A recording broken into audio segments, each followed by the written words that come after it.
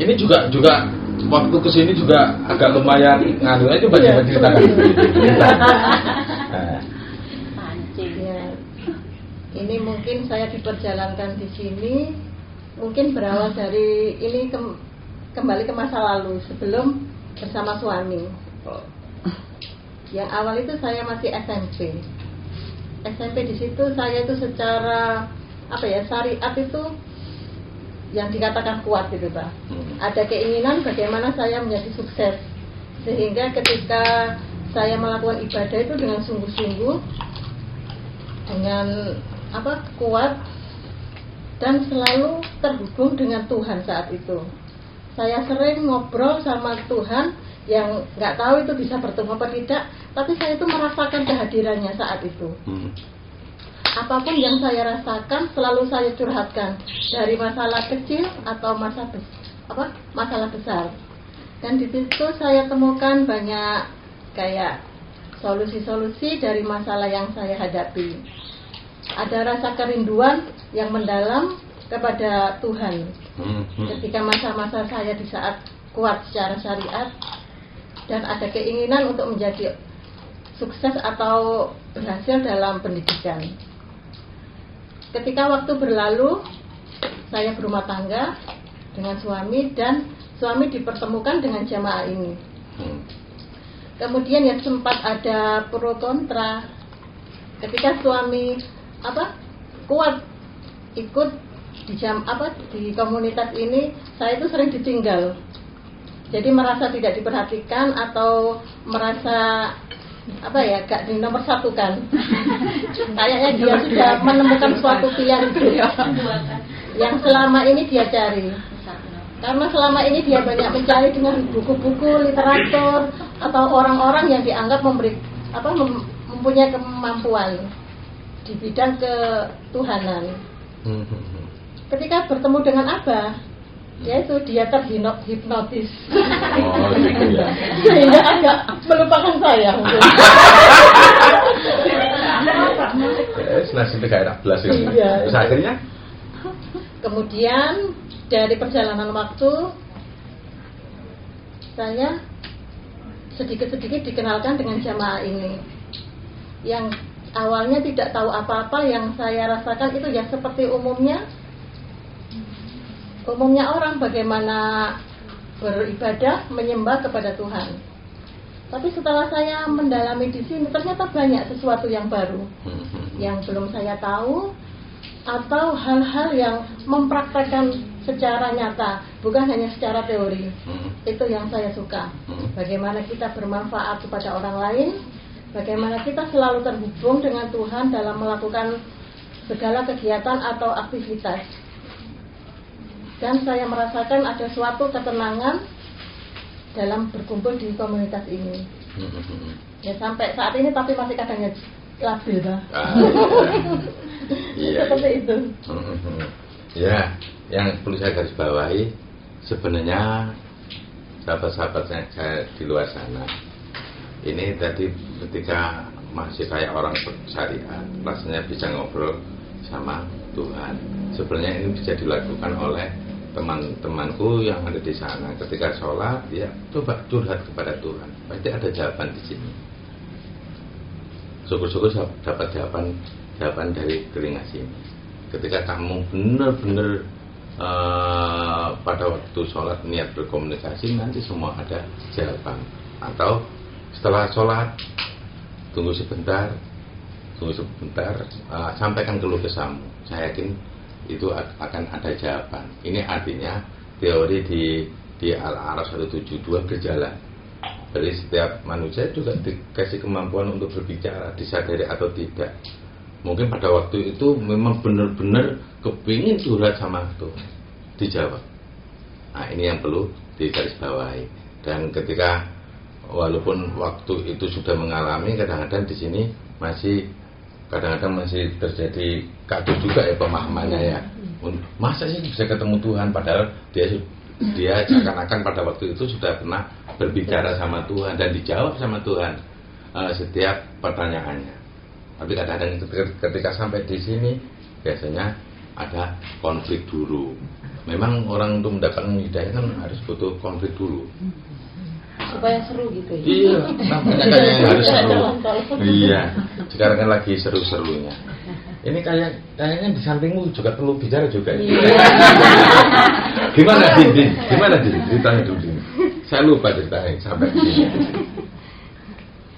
Ini tadi niatannya gabung itu pengennya nyimak, ternyata nggak tahu kalau seperti ini. Iya, Yusranya tak ngomong.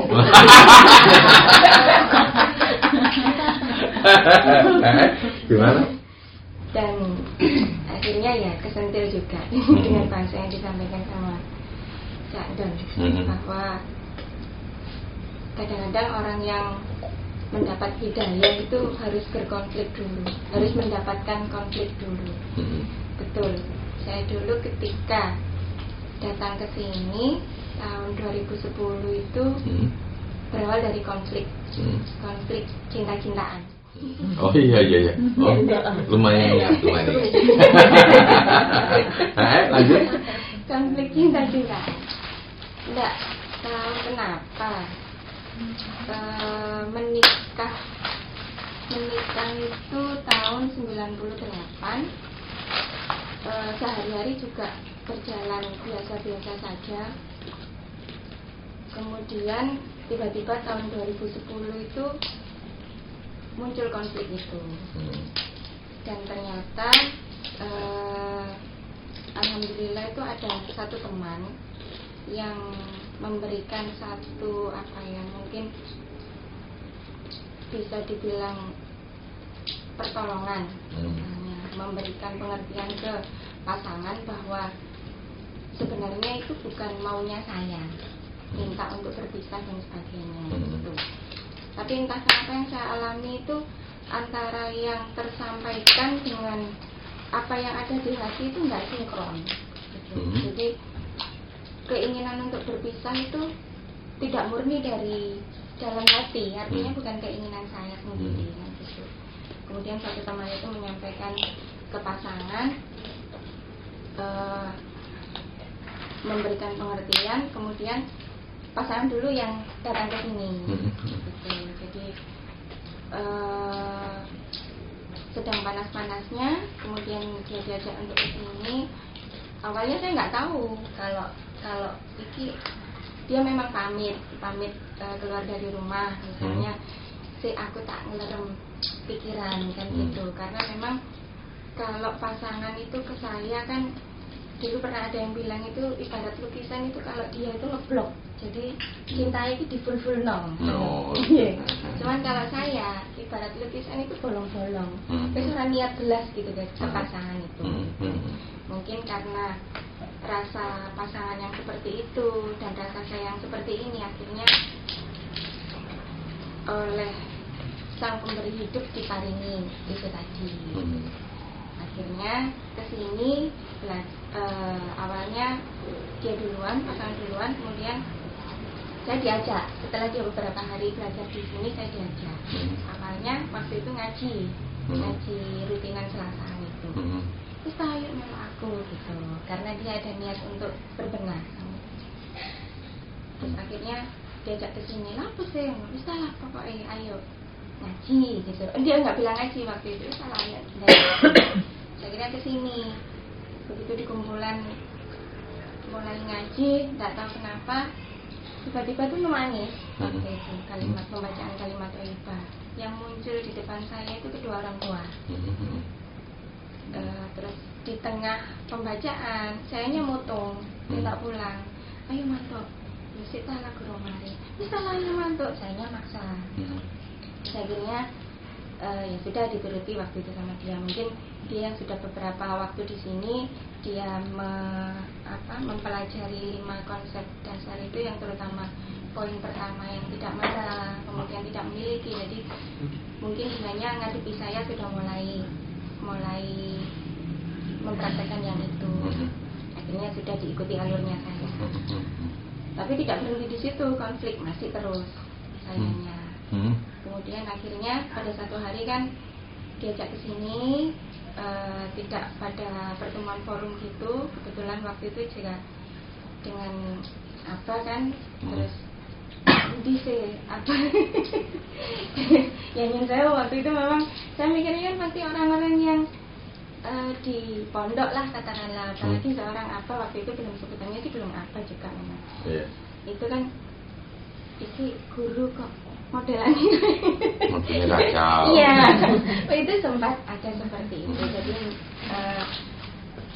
pada akhirnya perjalanan belajar di sini mungkin yang banyak di perubahan di perkembangan rasa saya itu kasih sayang seperti itu. Jadi berawal dari konflik, kemudian bertemu dengan pembimbing, kemudian mempraktekkan apa-apa yang ada di sini, dan memang pelajaran yang di luar dengan yang di sini itu banyak perbedaan, banyak sekali perbedaan kan gitu, sehingga sempat apa ya, maksudnya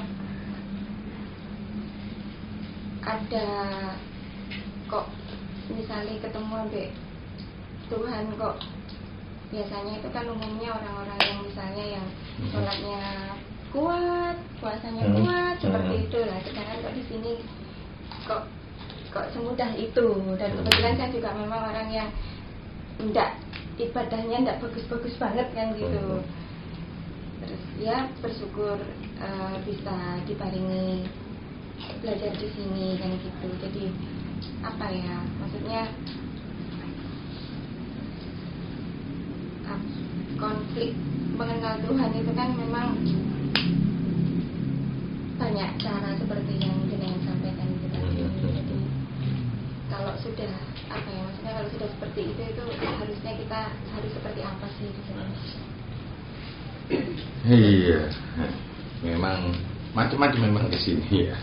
Nanti konfliknya lagi, nanti bagaimana bisa ketemu Tuhan. Ya untungnya sekarang kan sudah mulai banyak di Al-Quran, sudah banyak menjelaskan yang memang ketika saya masih kecil nggak pernah juga dijelaskan seperti itu. Ya, di macam-macam yang orang-orang terundang ke sini dengan caranya masing-masing. Ya begitu. Ini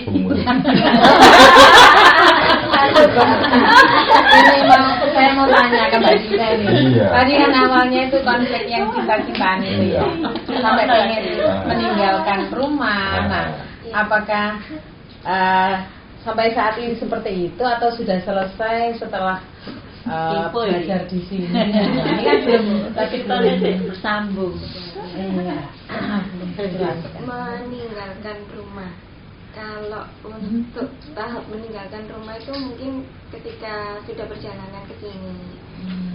Iya, maksudnya kan yang awal meninggalkan rumah kan pasangan tadi. Jadi untuk menghindari konflik yang biar tidak semakin panas, akhirnya kan dia keluar dulu dari rumah. Nah, mungkin kalau yang saya tangkap dari pertanyaan jenengan, mungkin lek wis kenal Tuhan akhirnya siap gak untuk meninggalkan rumah seperti itu? Enggak.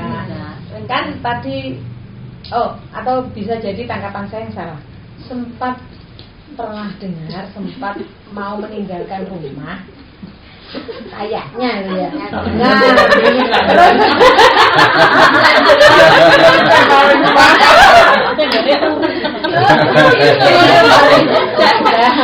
ya, mungkin pernah saya dengar seperti itu. Nah, apakah konflik itu sudah selesai dan sekarang menjadi baik-baik saja, begitu maksud saya? Kalau untuk meninggalkan rumah sebenarnya nggak ada sih seperti itu. Gitu ya. Ya maaf kalau gitu ya.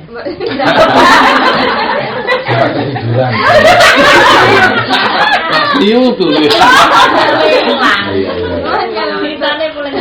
Iya. Ya alhamdulillah. Walaupun di sini pun belum mesti berjalan mulus. Soalnya kadang-kadang pemahaman pelajaran kadang-kadang ya nggak selalu terhubung. Ketika ada jarak, pelajarannya berkembang apa, terus ketika di rumah akhirnya ya masih kadang terjadi cekcok. Tapi untungnya kan 5 kecerdasan nggak hilang toh. Iya. Nah itu kadang-kadang bisa menjadi pengendali diri ya. Ini sahabat kita Dina juga pernah mengalami hal begitu, akhirnya sampailah di sini. Bagaimana dengan teman kita yang satu ini? Ya. Nah, gimana ceritanya dulu? Ikut suami atau apa dulu ya? Terus awakmu itu gak usah mikir-mikir hubungan itu terbuat dari apa, terus gak usah mikir. Tapi pikirkan ciptaan. Nah, ada ciptaan itu. Ya Allah, pohon seperti ini kau ciptakan. Sungguh kau maha sempurna gitu.